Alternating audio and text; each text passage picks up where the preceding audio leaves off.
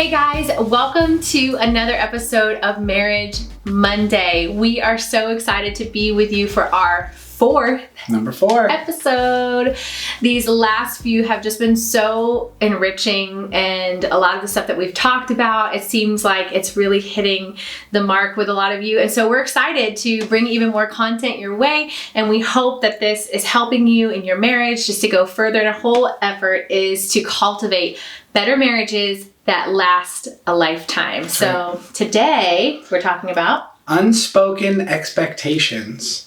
So unspoken expectations are basically things that you're thinking or you're expecting, or it could even just be like a real need that you have that your spouse is maybe not aware of, or you've never actually said it out loud, or you've never communicated it to them. So this could be anything from like something small, like, who's going to make the bed or things like that, all the way up to how are we going to raise our children? What's that going to look like? Are our kids going to be homeschooled, or, anything like that, to how often are we going to have sex and things like that. So they can be things that seem very small or seem very big, but whenever you have something that you're expecting that you're not communicating, it's always going to have a lot of potential to just cause tension and division between you. Yeah, and something that I was thinking about getting ready for this is having an unspoken expectation is like you and your spouse are in the living room. You get up and you go into the kitchen and you make them a glass of water without telling them anything. You set that glass of water on the counter in the kitchen, and then you walk back in the living room. You're sitting with them, and the whole time you haven't said anything to them. You are like so upset because they're not getting up and drinking that cup of water. You're expecting them to drink that cup of water. You're expecting them to get up and go in there, and they're not. And the whole time you have this unspoken expectation that's causing so much, you're angry, you're like frustrated, and they're not doing it. But the thing is you both literally have two brains, and you're two human beings different, and you don't know what each other is thinking. Yeah, and you're not a mind reader, and neither are they. But why do we do this though? Yeah. Like, why do we feel like they should know? How many like girls out there like they should know? Yeah. If he loved me, he would know. Yes, and it's like we've been together so long, he should already know this. Yeah. But they don't. We have two different headspaces, and we have to understand that if we don't say it, they don't know it. Yeah. They don't know it.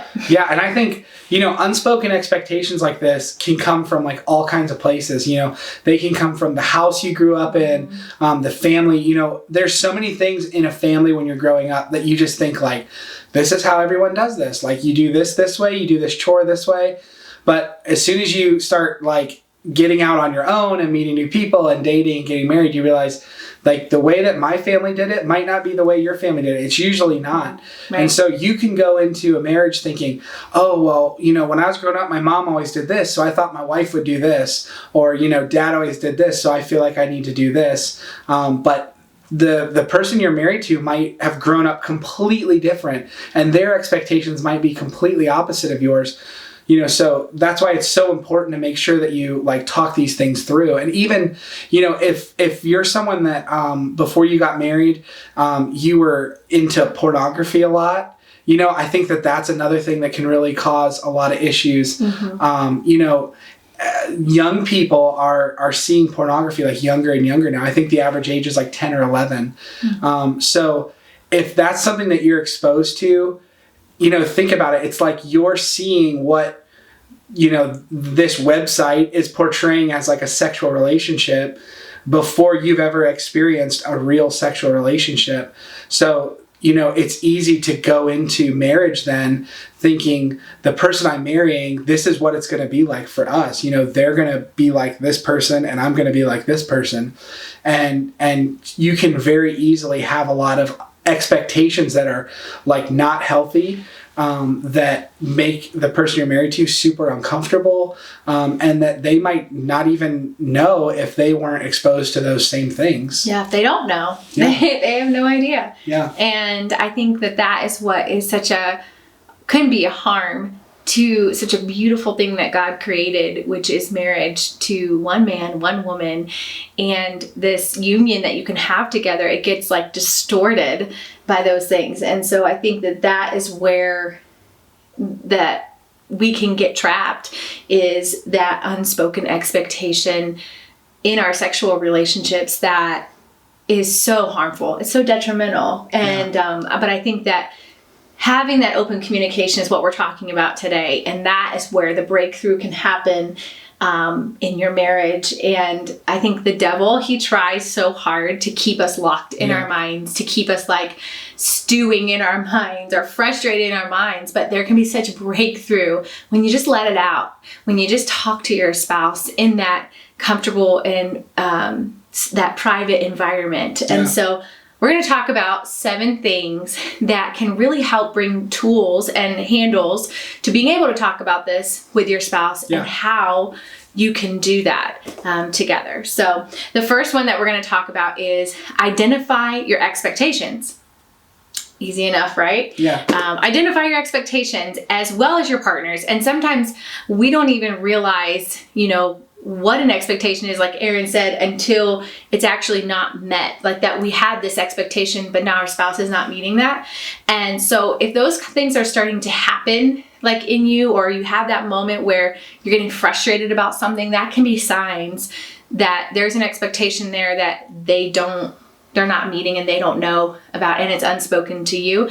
And so identify those things, write them down, and get them out there so that you can see them, and then you can communicate that to your spouse. But we'll talk more about that as we keep going. Yeah. So number 2 is try to see each other's perspective. It's really easy to get kind of self-centered with things, in marriage, just in general. It's really easy to just think about yourself and not about your spouse. But, you need to see each other's perspective.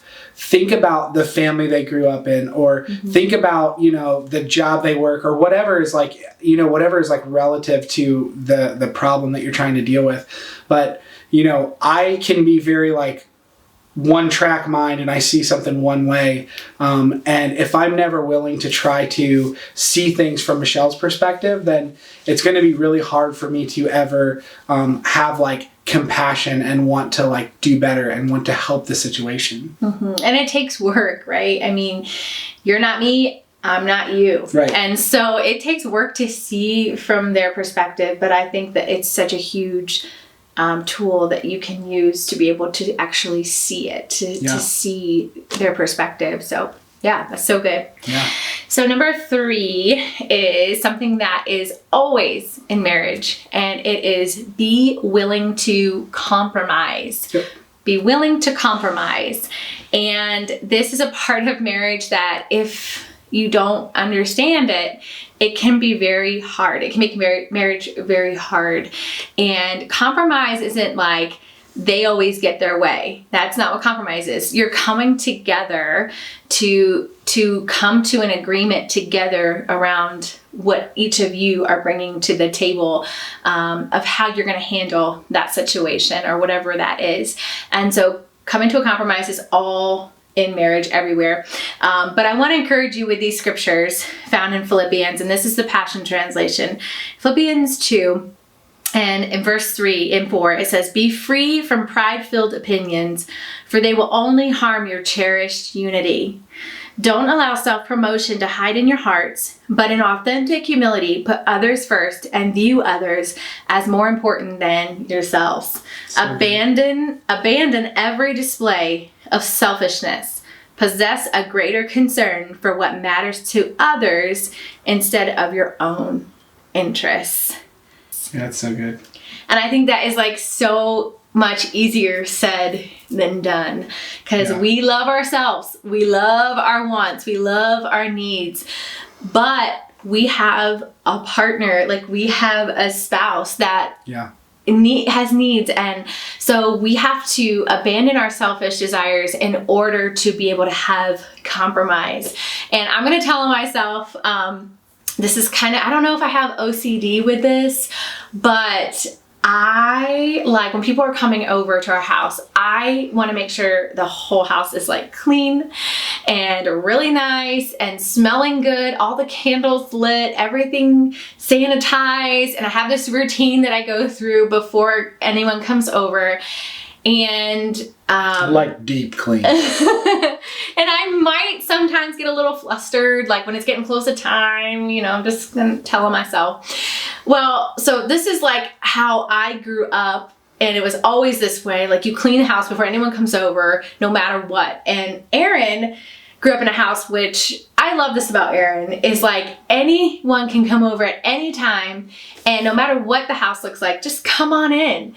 And I really love that about Aaron, that openness. But for me, I still have that longing and desire for the house to be nice and clean when people come over. And so we've had many a discussion and many moments within our marriage where I have had to talk to Aaron, like, I've got to get this clean. We've got to get this done. And Aaron's also had to say, you know what? It's okay. Like, you don't have to do all of this. Like, it's just my brother coming over or things like that, where it's like, it's okay. We're family type of thing. And we've had to work on some compromise in that area. And even that's kind of a silly story. It's real life. Like, I feel like that's really what happens in marriage, those kind of things. And so I actually had to identify that and talk to Aaron about it. Aaron's had to talk to me about it. And that was an unspoken kind of expectation thing that we didn't even realize until like as we got into it. So I think that was just kind of interesting. Yeah. And I think, we said you need to be willing to compromise. And I think that is a big part of getting through these things. But number 4 is determine what are deal breakers. So we kind of all have our own like inner code that we live by. So there might be certain things where it's like, I don't think I can compromise here. And this is like, I really need this to be this. Obviously, if we just live that way all the time and everything's a deal breaker, then that's kind of just a one-sided marriage, which nobody wants to be a part of that. That's just self-centeredness. That's manipulation. That's controlling. But there might be those things where you're like, this is how it has to be for me. And I can't waver from that. So being able to communicate those clearly when you kind of get to this compromising phase of an expectation will really help you to figure out the best course and the best way to compromise. Yeah. And then the next one is collaborate together. So this is number 5, collaborate together and determine how we want to handle this moving forward. So thinking of it in like, we are a team and we need to collaborate together. We need to approach this together and almost form like a new way of working together on this. And I think in marriage, it's 2 worlds colliding together and then a new world is being formed in front of us. And so that is where we just got to collaborate together. We got to know we're in this together. Let's do this together. We're a team. It's not one versus the other. Let's compromise. Let's collaborate. You got to stop, collaborate, and listen. Listen. I think somebody knew what they were talking about. It's good marriage advice. That actually is really good marriage advice. Stop, collaborate, listen. Thanks, Vanilla. So number 6 is identify a solution. So ideally you can find a solution that's win-win for both of you. You can say, I hear what you're saying. I'm good with that. Let's do this win-win.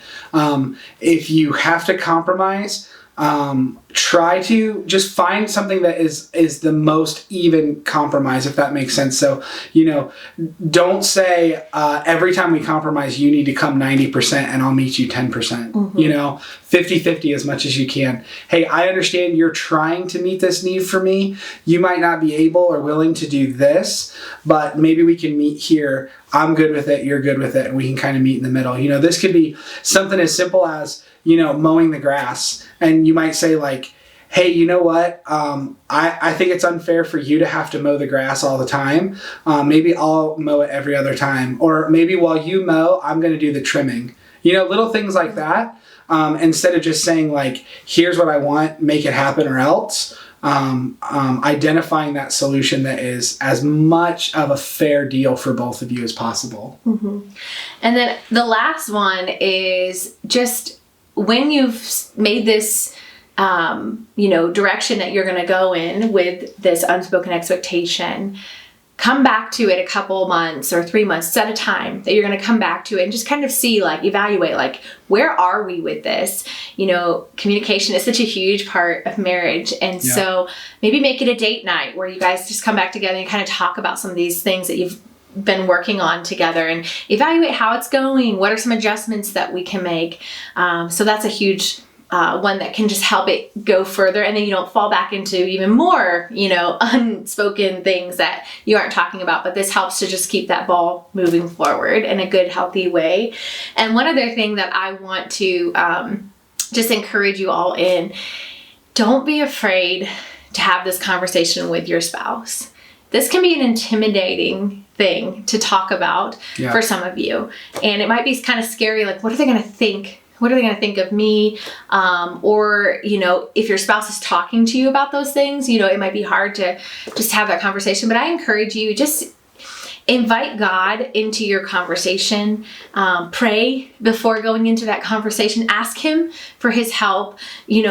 Our marriage cannot work if God isn't involved. Yeah. And we have to be able to ask Him to come and just be a part of that conversation. And 9 times out of 10, you are going to walk away feeling so much better than when you came into that conversation. And He's going to help you. God's going to help you with coming together as a couple and just overcoming some of those things that are seemingly barriers for your marriage, but that they can be easily overcome by just that connection, that communication, that compromise, some of those things that we were talking about together. Yeah. And it's a beautiful thing when we put down ourselves, like that scripture I read in Philippians, we put down ourselves, our selfish ways, then something amazing can happen when you come together and you are serving each other, loving each other, working together. So, yeah. And I would say, to piggyback off of that, have the conversations, but also, if you're on the other side of that, be a safe place for your spouse to have those conversations. Yeah, that's good. When people are at their highest highs or their lowest lows, they're always going to run to the person they feel safest with.